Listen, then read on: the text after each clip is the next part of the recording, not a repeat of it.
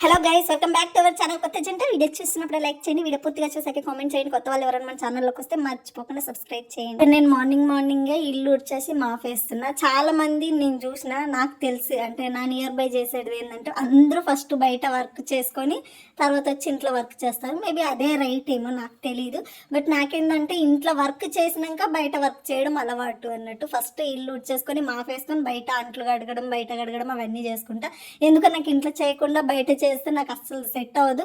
And మనం ఇట్లా మాఫేసి బయట వచ్చి వర్క్ చేసుకుంటాం కదా, అప్పుడు ఇల్లు కూడా మొత్తం డ్రై అయిపోయి ఉంటుంది కదా. సో నాకు అట్లా నచ్చుతుంది. అందుకని చెప్పేసి ఫస్ట్ నేను ఇంట్లో వర్క్ చేసేసి తర్వాత వచ్చి బయట వర్క్ చేస్తాను అన్నట్టు. నాలా మీలో ఎంతమంది ఉన్నారు చెప్పండి. మీరు ఇంట్లో వర్క్ చేసి బయట చేస్తారా, లేదా బయట చేసి ఇంట్లో చేస్తారా చెప్పండి. ఫస్ట్ వీడియోలో మీరు పెట్టిన కామెంట్స్ గురించి మాట్లాడుకుందాం, కొన్ని కామెంట్స్ గురించి. And thank you so much. Love you ఎన్నిసార్లు చెప్పినా, ఎన్ని థ్యాంక్ యూలు చెప్పినా తక్కువే. అంత బాగా నన్ను సపోర్ట్ చేస్తారు కాబట్టి.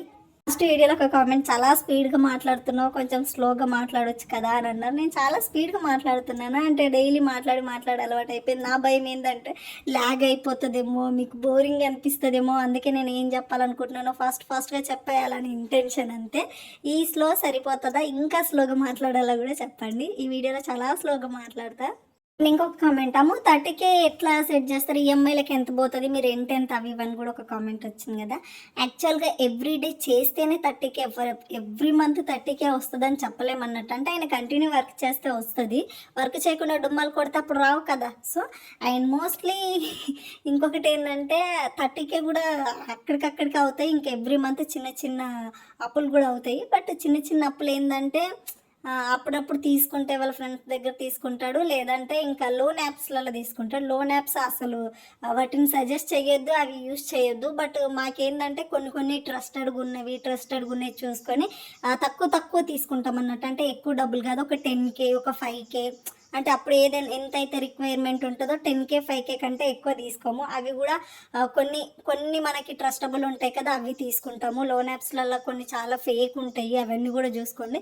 ఎందుకంటే ప్రతిసారి మనుషుల దగ్గర అడిగి, అంటే మనం ఊరికే డబ్బు ఎప్పుడన్నా అడిగితే ఓకే, కానీ ప్రతిసారి డబ్బులు అడుగుతుంటే వాళ్ళకు కూడా చులకన అవుతాం కదా, మన చుట్టుపక్కల ఉన్న వాళ్ళ దగ్గర చులకన అవ్వద్దు కదా, అట్లా అని చెప్పేసి కొన్ని ఆలోచించుకుంటాం అన్నట్టు. అండ్ మాకు ఏమేమి ఉన్నాయి కట్టుకునేవంటే, రెంట్ 7,000, ఇంకా పవర్ బిల్లు, బోర్ బిల్లు, అవన్నీ కలిపేసి మాకు ఒక 1,000 దాకా వస్తుంది అన్నట్టు. మా పవర్ బిల్లు మళ్ళీ బోర్ బిల్ సపరేట్ ఉంటుంది అవి. అండ్ ఇది ఒకటి 7,000, 8,000 ఇంకా రెంట్లోనే వెళ్ళిపోతుంది. ఒకటేమో 5,000 ఒక లోన్ ఉంటుంది. ఇంకొకటి ఏసీది, బైక్ది రెండు కలిపి 8,000 ఫర్ మంత్. ఇంకొకటి ఏమో ఉంటుందబ్బా, గోల్డ్కి మనం గోల్డ్ బ్యాంక్లో ఉంది కదా, దానికి ఇంట్రెస్ట్ 3,500 అరౌండ్ అట్లా వస్తుంది. ఇంకొకటి అప్పుడు నాకు స్కానింగ్, బాడీ స్కానింగ్ చేపిద్దాం, యూట్రస్ స్కానింగ్ అని చెప్పేసి రీసెంట్లీ వెళ్ళినాం కదా, అప్పుడు ఒక 10,000 లోన్ తీసుకున్నంట. దానిది మంత్లీ ఒక 2,000 అట్లా వస్తుంది అన్నట్టు. సో ఓవరాల్గా ఇవన్నీ 26, 27 వరకు అవుతాయి చిల్లరగా. ఇంక ఇంట్లో డైలీ వెజిటేబుల్స్ అని, ఇంట్లో ఖర్చులు అని అవి ఉంటాయి కదా. సో అప్పటికి చిన్న అప్పులు అయితే అవుతూ ఉంటాయి. 5,000, 2,000, 3,000. ఇక ఒక్కొక్కసారి ఏంటంటే వచ్చిన దాంట్లోనే మేము కొన్ని మంత్స్ ఎంత స్ట్రిక్ట్గా ఉండాలి, ఎంత అమౌంట్ వస్తుందో అంతలోనే ఖర్చు పెట్టుకోవాలనుకుంటే ఎంత వస్తుందో అంతే ఖర్చు పెట్టుకుంటాం. బట్ ఏదైనా మేము వేసుకున్న బడ్జెట్కి ఖచ్చితంగా అప్పుడప్పుడు ఇట్లా ఫ్లక్చుయేషన్స్ అవుతూ ఉంటాయి అన్నట్టు. అయినప్పుడు ఇంకా చిన్నగా అవుతాయి, అది మళ్ళీ రిటర్న్స్. అంటే మాకు ఒకటి ఎవరి దగ్గరైనా డబ్బులు తీసుకుంటే అది ఉంటుంది అన్నట్టు, days money and monthly money అని మేము పెట్టుకుంటాం అన్నట్టు. అంటే మేము ఎవరి దగ్గర ఒక 1,000, 2,000 అఫ్ కోర్స్ అవసరం వస్తే తీసుకుంటారు కదా, ఇన్ని డేస్ అని మేము వాళ్ళకి చెప్పంగా మేము క్యాల్కులేషన్ చేసుకుంటాం అన్నట్టు. అంటే డేస్ మనీ, మంత్ మనీ అని చెప్పేసి. మంత్ అంటే ఒక 1 మంత్ 2 మంత్స్కి ఇచ్చే ఉంటాయి. డేస్ మనీ అంటే ఇంకా 15 డేస్ 10 డేస్ కూడా ఇచ్చేస్తాము. అంటే అప్పటికప్పుడు సెట్ అవ్వలేదు అనుకోండి, వేరే వాళ్ళ దగ్గర తీసుకొని ఈఎంఐ కట్టేసి మళ్ళీ తర్వాత ఆ మనీ అడ్జస్ట్ చేసి వాళ్ళకి ఇచ్చేస్తాడు అన్నట్టు. అట్లనన్నా తీసుకుంటాం. ఏదన్నా చిన్న లోన్ యాప్లలో వితిన్ 5K లేదా 10K అట్లా తీసుకొని అవి కూడా పే చేసుకుంటూ ఉంటాము. ఇది మా లైఫ్ స్టైల్. అండ్ కొన్నిసార్లు సరిపోతాయి, ఒక్కొక్కసారి ఏది అవ్వదు, సెట్ అయిపోతుంది. ఒక్కొక్కసారి అవసరం అవుతుంది అన్నట్టు ఎక్స్ట్రా మనీ, అలా మేనేజ్ అవుతూ ఉంటుంది.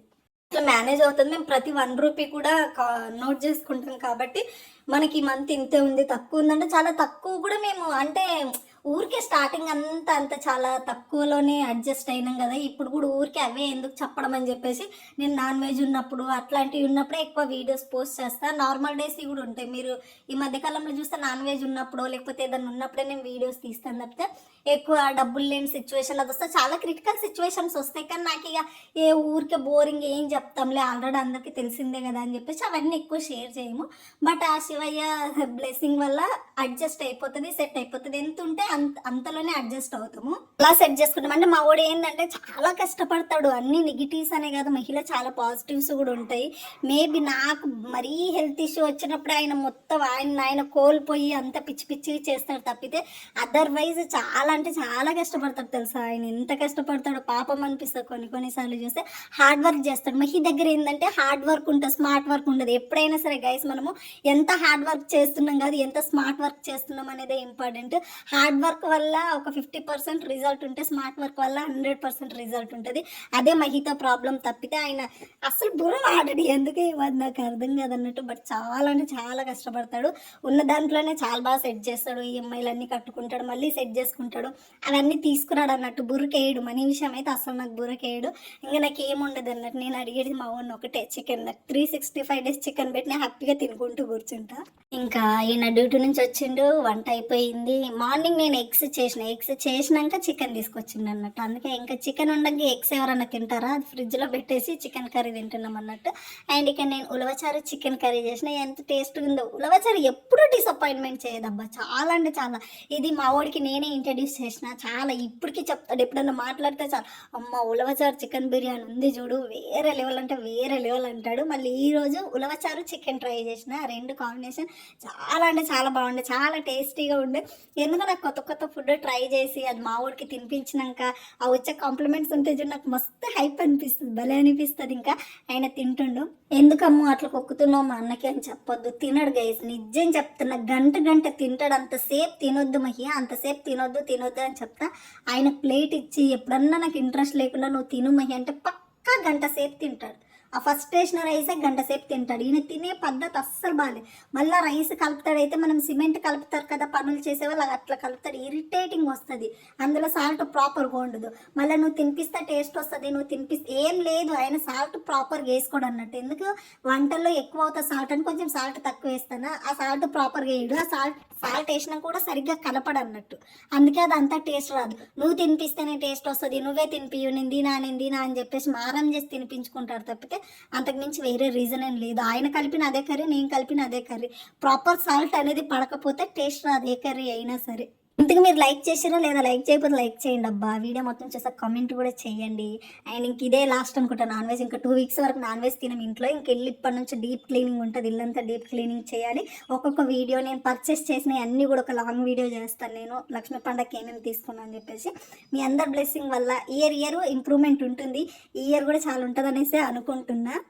Thank you so much. Love you all. Bye.